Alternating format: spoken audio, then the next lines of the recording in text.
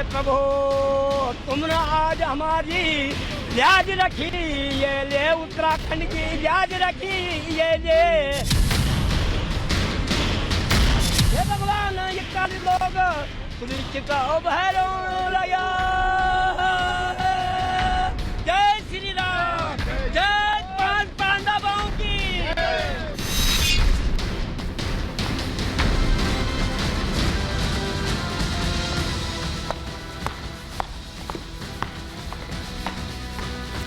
नमस्कार, मैं हूं आपके साथ हिमानी नैथानी। शाम के 5 बजने को हैं और हम लेकर हाजिर हैं अपनी खास पेशकश 5 का प्रहार, जिसमें आज मैं बात कर रही हूं ऑपरेशन टनल की। और आज मंगलवार के दिन यह माना जा रहा है कि जल्द ही कोई मंगल खबर अब यहां पर हमको देखने को मिल सकती है। कुछ ही क्षणों में, कुछ ही वक्त में जब वो तस्वीर आपके सामने होगी रिपब्लिक भारत के जरिए, वो पहली तस्वीर आप देखेंगे जिसका इंतजार देश पिछले 17 दिनों से कर रहा है। और हर तरफ दुआओं का दौर जारी है। एक एक वो मजदूर जिसको निकाला जाएगा और उसके लिए बाकायदा जो तमाम मशक्कत है वो अभी भी यहां पर जारी है।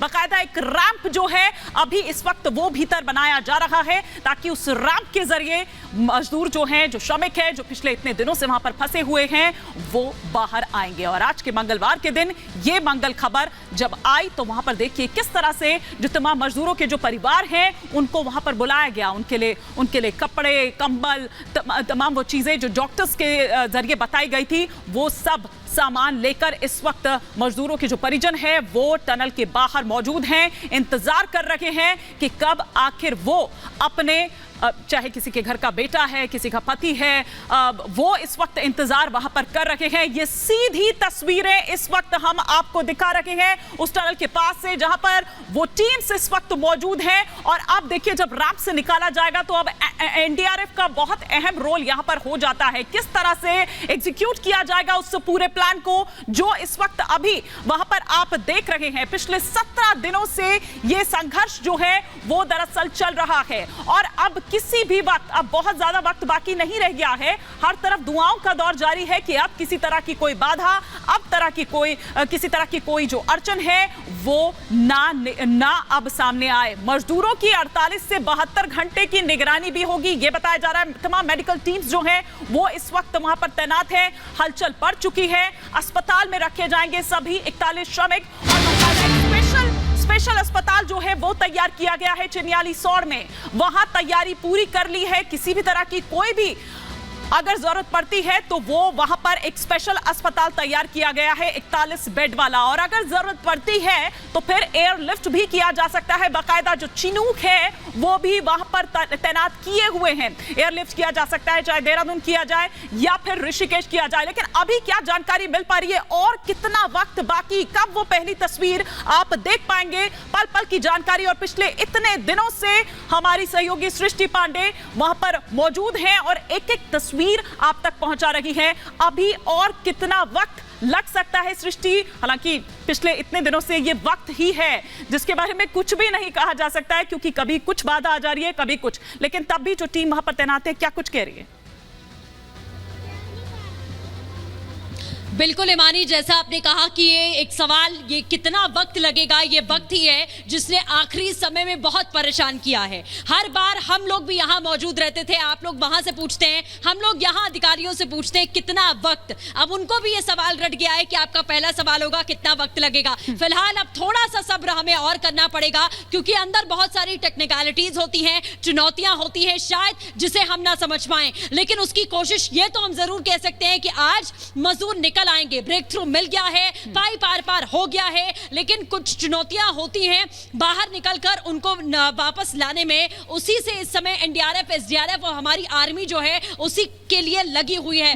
तस्वीर आपको विजय एजाज यहां पर दिखाएंगे। आप देख सकते हैं मुख्यमंत्री पुष्कर सिंह धामी अंदर मौजूद हैं, जनरल वीके सिंह अंदर मौजूद हैं, अधिकारी अंदर मौजूद हैं और वो जो अस्थायी अस्पताल बनाया गया है वहां पर सभी इकट्ठा हुए दिखाई दे रहे हैं। यानी कि तैयारियां अपने आखिरी चरम पर हैं। पिछले 2 से 3 घंटे से ये जो हलचल है हम देख पा रहे हैं, लेकिन ये इतना आसान दौर नहीं था क्योंकि प्रकृति ने हमें बड़ी चुनौती दी।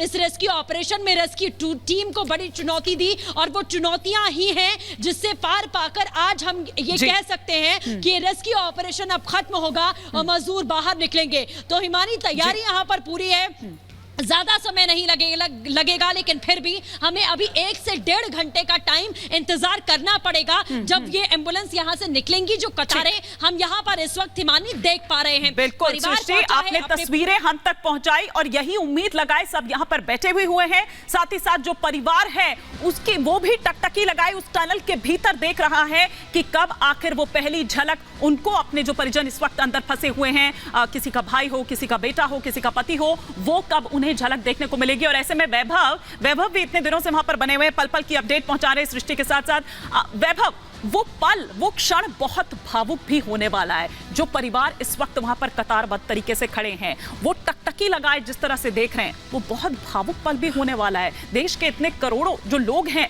वो दुआएं कर रहे हैं, यज्ञ हो रहा है, कहीं हवन हो रहा है, पूजा अर्चना की जा रही है, एक मन्नत चाहे घर पे बैठे भी कोई हो तो वो ये कर रहा है। हिमाने, बिल्कुल आज इन तस्वीरों का अगर कोई वास्तविक महत्व समझ सकता है तो वो 41 परिवार वाले हैं जिनके परिजन श्रमिक जो हैं वो अंदर फंसे हुए थे। बाहर दुआएं की जा रही थी, चौखट पर लगातार जो परिवार है वो इंतजार कर रहा था कि उनके अपने घर कब लौटेंगे।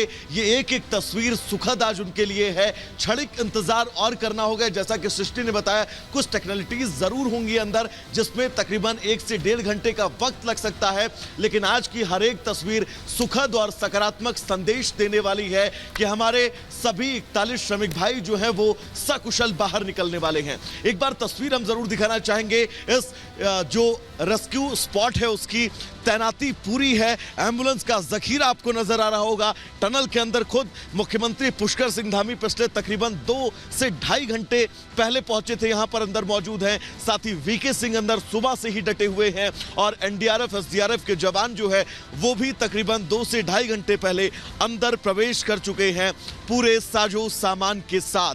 यानी कि जिस सुखद संदेश का पूरा देश इंतजार कर रहा है, समय जरूर लग रहा है, कुछ टेक्नोलॉजीज जरूर है, लेकिन यह तय है हिमानी, बहुत जल्दी वो संदेश, वो तस्वीर जो हर एक भारतीय के कलेजे को ठंडक पहुंचाएगी वो हम सबके सामने आने वाली है। परिवार का आपने जिक्र किया, सुसंतोष एक बार पैन करके परिवार वालों की तस्वीर जरूर दिखाएगा। बैग सबके पैक हैं, सभी इंतजार कर रहे हैं कि जब उनके अपने, जिनके इंतजार में पिछले 17 दिन से वो इस टनल स्पॉट पर बैठे थे, हर एक मीडिया कर्मी से वो सवाल पूछा करते थे कि उनके अपने उनको कब मिलेंगे, जिसके इंतजार में वो पिछले 17 दिनों से इस टनल स्पॉट पर इंतजार कर रहे थे। लेकिन अब वो वक्त बहुत करीब है, अब वो वक्त बहुत करीब है और हर कोई इसी टनल की ओर टकटकी लगाए देख रहा है जब वो पहली झलक उन श्रमिकों की दिखेगी, जब वो श्रमिक एक एक कर कर बाहर आएंगे। वक्त लगेगा उसमें। एक बड़ी खबर इसी से जुड़ी आ रही है। फिर सृष्टि और वैभव मैं आपका रुख करूंगी, तमाम खास मेहमान भी हमारे साथ जुड़ेंगे। एक श्रमिक को निकालने में लगेगा 5 मिनट का वक्त, ये बताया जा रहा है, जो और फेजेस वाइज इसको चरणबद्ध तरीके से पूरा किया जाएगा। चरणों में इसको डिवाइड कर दिया गया है। मजदूरों को निकालने में 4 घंटे का वक्त लग सकता है।